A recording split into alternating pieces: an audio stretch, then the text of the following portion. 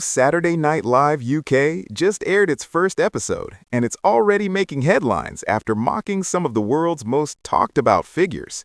Broadcasting live from London for the very first time, the UK version of Saturday Night Live kicked off with a bold political sketch featuring UK Prime Minister Keir Starmer in a fake phone call with US President Donald Trump.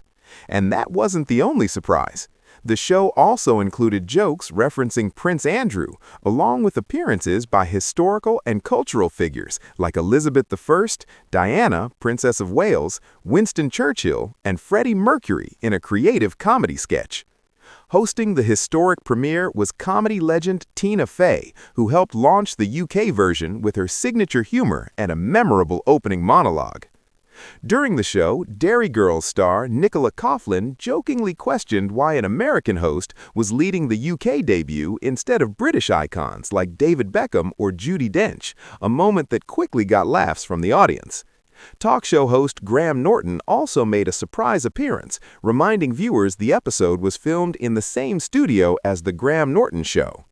The premiere also featured a live musical performance from indie rock band Wet Leg.